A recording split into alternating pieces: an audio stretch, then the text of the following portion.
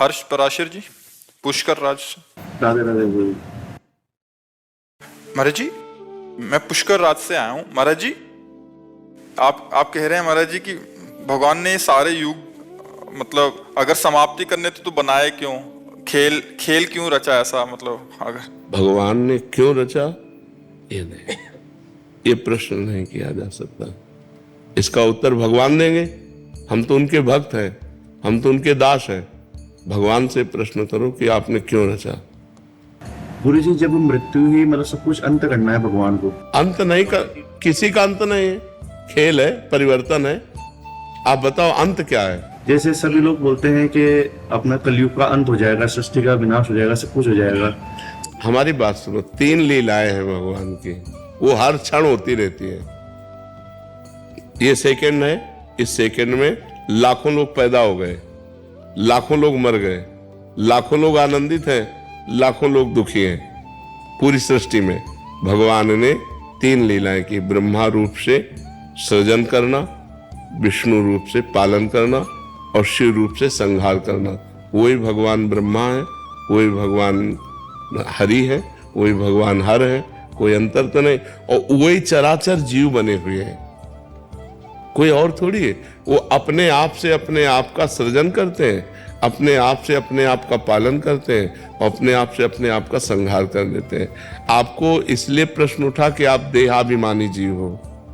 आप इस समय देह भाव से बोल रहे हो, देह भाव से बोल रहे हो, क्योंकि देह भाव ही है।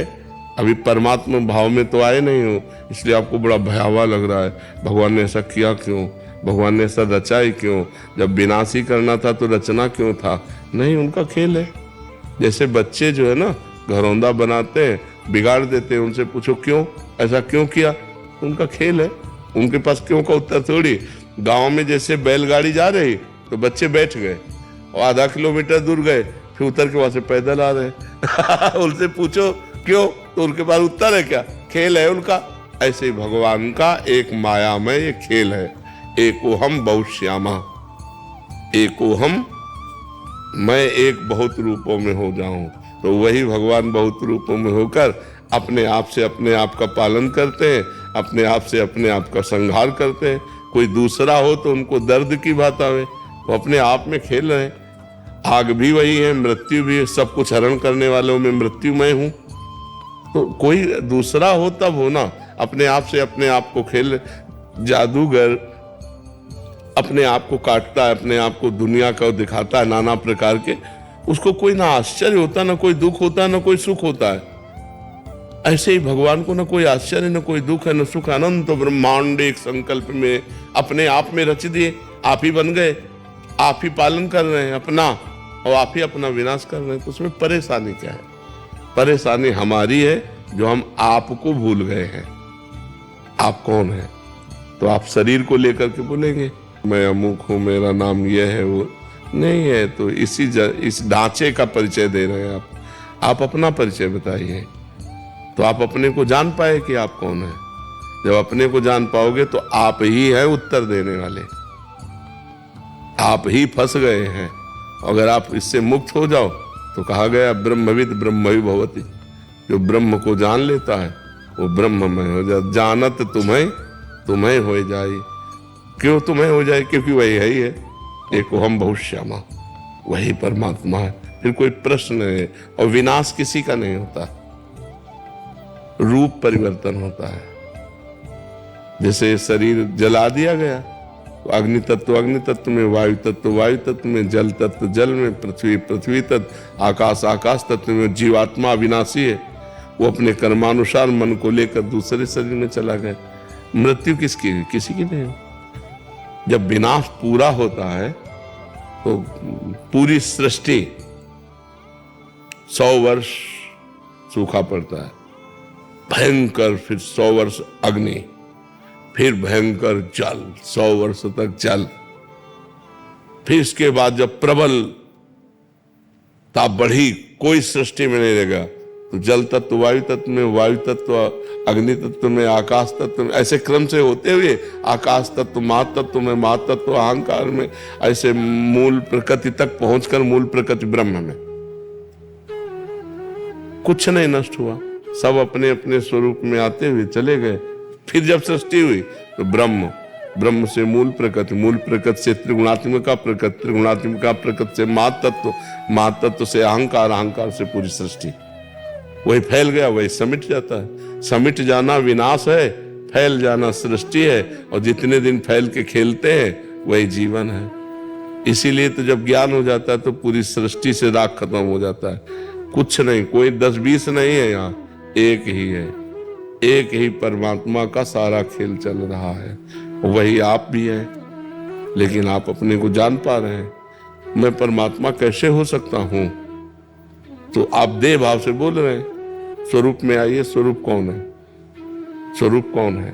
तो स्वरूप का ज्ञान है नहीं, तो इसीलिए देह भाव के होने के कारण जन्म मरण, दुख सुख, लाभ हानि, मान अपमान, जय पराजय ये भोगना पड़ रहा है। बड़ा कठिन है। इसीलिए भजन करो और मुक्त हो जाओ। साधन धाम मोक्ष कर द्वारा, मोक्ष को प्राप्त कर लो तो ये जीवन सार्थक हो जाएगा। नहीं तो फिर ये चलता रहेगा, पुनरपि जननम पुनरपि मरणम पुनरपि जननी जठरे शयनम। भगवान ने किसी को नहीं रचा, अपने आप से अपने आप को रचा, दूसरा कोई नहीं है। आप देखो ये क्या है? पंचभूतों से बना हुआ शरीर है ना। पंचभूत कौन है? ये परमात्मा स्वरूप है, परिवर्तनशील है। और एक परमात्मा स्वरूप भगवान की दो प्रकृति है, एक परा एक अपरा। जो शरीर है ये भगवान की एक प्रकृति है, जो स्वरूप है वो आप है। वही जो आप में स्वरूप, वही आप में, वही आप में, वही आप में, वही एक ही है।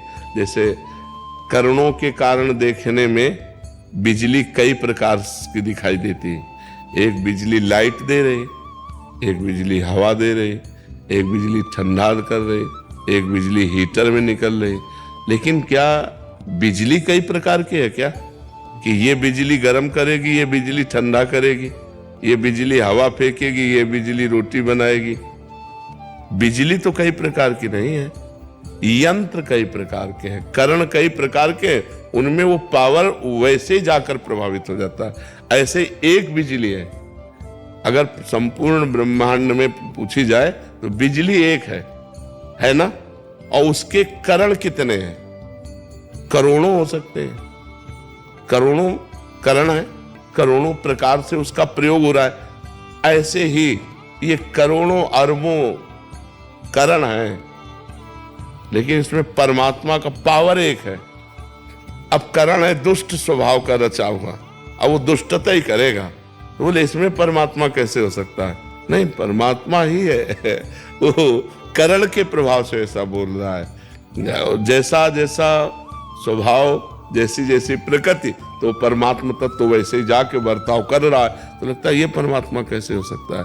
ये परमात्मा कैसे हो सकता है? नहीं, परमात्मा ही है अंदर से। वो अपने को नहीं जान रहा है और वो उसका स्वभाव है। वो कर्म के अनुसार ऐसी स्थिति को प्राप्त होकर ऐसा बर्ताव कर रहा है। जैसे इसमें भी बिजली है और ये भी बिजली से चल रहा है। बिजली कितनी लघु हो सकती है और बिजली कितनी महान हो सकती है। बड़े बड़े मशीनें चल रही फैक्ट्रियों में, नहीं चल रहे, बड़े बड़े कार्य उससे हो रहे। तो एक छोटा सा पंखा भी उसी से चल रहा है, छोटा सा माइक भी चल रहा है। तो एक चींटी से लेकर ब्रह्मा तक सब उसी परमात्मा से संचालित है। वही परमात्मा है, दूसरा नहीं उसमें। और हम लोग द्वैत में ही फंसे हुए, दूसरा है, ये सब दूसरे हैं। हमारा परिवार, हमारा घर, मैं, शरीर, इसी अज्ञान की निवृत्ति के लिए अध्यात्म है। जब अध्यात्म, तो एक स्वप्न चल रहा है। जैसे स्वप्न में आपने देखा, बहुत सी सामान देखा, बहुत से व्यक्ति देखे, अच्छा बुरा स्वप्न देखा, क्या कुछ होता है क्या? तो ये कब पता चलता है? स्वप्न देखने के समय पता चलता है क्या? हाँ, जब हम जगते हैं तब हमको पता चलता है कि वो झूठा था, उसमें कुछ भी सत्य नहीं था, उसमें कोई नहीं था, एक मन ही हमारा केवल सब कुछ रचे हुए था। ऐसे ही जब हम ज्ञान में जागते हैं तो कुछ नहीं है, एक परमात्मा ही परमात्मा है। वासुदेवा सर्वमिति सा महात्मा सुदुर्लभा बहूनाम जन्मनावन्ते ज्ञानवान माम प्रपद्यते वासुदेवा सर्वमित सा महात्मा सुदुर्लभा। बहुत जन्मों की साधना के बाद जब ये ज्ञान प्राप्त होता है कि एकमात्र भगवान वासुदेव ही विराजमान है, दूसरा कोई नहीं, सब वासुदेव, सर्वम खलमिदम ब्रह्म, सब ब्रह्म। अब कहाँ परेशानी, वो अपने आप में अपना सृजन कर रहा है, पालन कर रहा है, विनाश कर रहा है, ये स्वप्न है। उमा कहूं मैं अनुभव अपना, सत हरि भजन जगत सब। तो सपने में हम सब कुछ देख रहे हैं। एक जागृत अवस्था जो हम मान रहे हैं ये मोह की है। स्वप्न में अपने को सोया हुआ मानते हैं क्या? उसमें जागते हुए तो होते हैं, लेकिन क्या जागते हैं क्या? ऐसे ही मोह निशा सब सो अनिहारा, मोह निद्रा अज्ञान में हम इस समय हैं, और जिस समय ज्ञान प्राप्त होगा, असली में जागना ज्ञान में होगा, तब आप देखना जब ज्ञान प्रकट हो जाता है एकमात्र भगवान ही भगवान है, कुछ नहीं, न कोई हानि है, न लाभ है, न जय है, न पराजय है, न उन्नति है, न अवनति है, न जन्म है, न मरण है, कि ये सब स्वप्न जैसा चल रहा है, भयावह स्वप्न चल रहा है। इसीलिए कहा जाता है साधना करो और जग जाओ। जग गए तो जे ही जाने जग जाए हेराई, जागे जथा स्वप्न भ्रम जाए।